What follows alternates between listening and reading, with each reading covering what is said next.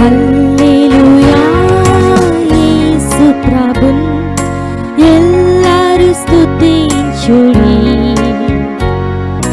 వల్లభుని చర్యలను తిలకించి స్తుతించుడి.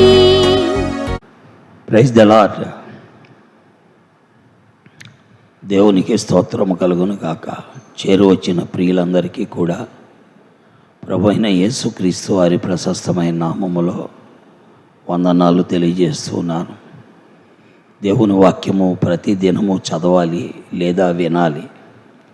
తద్వారా మన జీవితంలో ఉన్న అవకతవకలు బాగుపడటానికి, మన జీవితంలో ఉన్న అవలక్షణములు తొలగిపోవడానికి, దేవునికి అనుకూలమైన జీవితాన్ని కలిగి ఉండటానికి దైవ గ్రంథం మనకు దిక్సూచి. అందుకనే దైవజనుడు దావీదు అన్నాడు, నీ వాక్యము నా పాదములకు దీపము, నా త్రోవకు వెలుగై ఉన్నదన్నాడు. కాబట్టి దైవ గ్రంథము చదువుట లేక వినుట మనకు ధన్యత. ఈ సమయంలో దైవ గ్రంథం బైబిల్ నుండి సామెతల 14వ అధ్యాయము 21వ వచనం చదువుతున్నాను. తన పొరుగువాన్ని తిరస్కరించువాడు పాపము చేయువాడు, బేదలను కటాక్షించువాడు ధన్యుడు. దేవుని వాక్యములో చెప్పబడిన మాటలు చాలా విలువైనవి. దైనందిన జీవితంలో మన క్యారెక్టర్ని చక్కజేసేటువంటి మాటలు గ్రంథంలో ఉన్నాయి. తన పొరుగువాన్ని తిరస్కరించువాడు పాపము చేయువాడు. కాబట్టి దేవుని వాక్యము చెప్పే మాట ఎంత విలువైందో చూసారా. బేదలను కటాక్షించువాడు ధన్యుడు. చాలాసార్లు మనము పేదవారి విషయంలో ఆలోచించాం. ఏ ప్రభుత్వం అయితే పేదవారి గురించి ఆలోచిస్తుందో ఆ ప్రభుత్వం నిలబడుతుంది. ఏ అధికారి అయితే పేదవారి గురించి ఆలోచిస్తాడో ఆ అధికారి దీవించబడతాడు. ఏ కుటుంబము, ఏ వ్యక్తి అయితే పేదవారి గురించి ఆలోచిస్తారో ఆ కుటుంబము దీవించబడుతుంది. దేవుని వాక్యములో మనం చూస్తున్నాం.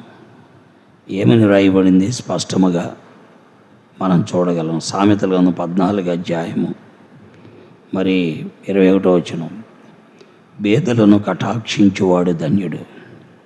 చాలాసార్లు పేదవారు, దరిద్రులు, పేదవారి గురించి మనం పట్టించుకోం. 20వ వచనం, దరిద్రుడు తన పొరుగువానికి అసహ్యుడు, ఐశ్వర్యవంతుని ప్రేమించువారు అనేకులు. ధనవంతులను అందరూ ప్రేమిస్తారు, పేదవారిని ఎవరు ప్రేమిస్తారు? కాబట్టి పేదవారిని ప్రేమించుట చాలా ప్రాముఖ్యం. దేవుని వాక్యములో మనం చూస్తున్నాం. అందుకే దరిద్రుడు తన పొరుగువానికి అసహ్యుడు అన్నాడు. నో, దరిద్రుడే పొరుగువానికి ఎలా ఉండాలంటే అంగీకారంగా ఉండాలి. పొరుగువానికి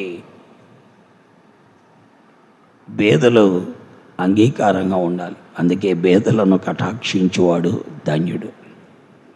ప్రియులారా, ప్రభువైన యేసుక్రీస్తు వారు కూడా సువార్త ప్రకటించినప్పుడు, ఈ భూమి మీదకు వచ్చినప్పుడు షావుకారుల దగ్గరికి వెళ్ళలేదు. చేపలు పట్టుకొని బతుకుతున్న పేదవారి దగ్గరికి వెళ్ళాడు. వారు దేవుణ్ణి గ్రహించారు, దేవుని మాట విన్నారు, దేవుని మాటకు లోబడ్డారు, దేవుని కొరకై నడిచారు, దేవుణ్ణి వెంబడించారు, ఆశీర్వదించబడ్డారు. కాబట్టి మన జీవితంలో అలాగున ఉండాలని దేవుడు కోరుకుంటున్నాడు. దేవుడి మాటలు మన మధ్యలో దీవించి ఆశీర్వదించును గాక. ఆమేన్. ప్రేమ కలిగిన మా తండ్రి, పరిశుద్ధుడైన మా దేవ, మీ దయ కలిగిన మాటలు ఎంతో ఉత్తమమైనవి, శ్రేష్టమైనవి, విలువైనవి, ఎల్లప్పుడూ నిలకడైనవి అయ్యన్నందుకై స్తోత్రాలు. వాటిని అభ్యసించేవానికి ఆశీర్వాదం ఉంది, వాటిని తృణీకరించేవాడికి నష్టము కూడా ఉంది. సహాయం చేసి అభ్యసించి దీవించబట్టు సహాయపడండి. వాక్యం వినేవారందరి గ్రహింపులో తెమ్మని యేసు నామములో ప్రార్థిస్తున్నాను తండ్రి. ఆమేన్. ప్రైజ్లాడండి. దేవుడు మిమ్మల్ని దీవించి ఆశీర్వదించను గాక. దేవుని స్తుతించుడి. హృదయమును వెలిగించిన యేసుని స్తుతించుడి